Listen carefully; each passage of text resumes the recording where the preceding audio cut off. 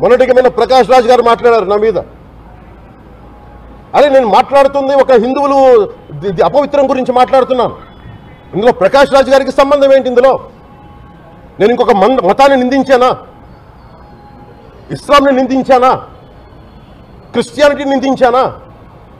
అపవిత్రం జరిగింది, ఇలా జరగకూడదు, ఫుడ్ అడల్టరేషన్ జరిగిందని మాట్లాడుతుంటే దీన్ని గోల చేయకూడదంట. అంటే తప్పు జరిగినప్పుడు మాట్లాడకూడదా?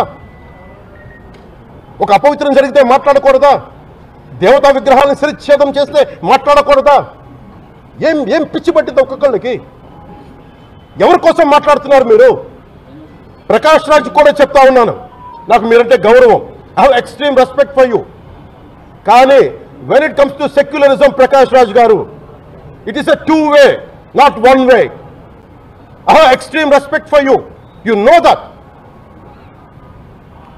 Means secularism is always two-way, it is not one way.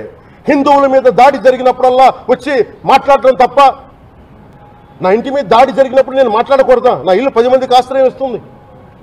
నా సనాతన ధర్మం అన్ని ధర్మాలకి ఆశ్రయం అయితే దానికి దాడి జరిగినప్పుడు, దాని మీద అపవిత్రం జరిగినప్పుడు దానికి కూడా మాట్లాడకూడదంటే ఏం మాట్లాడాలి మీతోటి?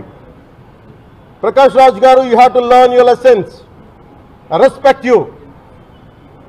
It's not just Prakash Raj garu, all the people who thinks in the name of secularism you're going haywire. Let me tell you guys, we are extremely hurt.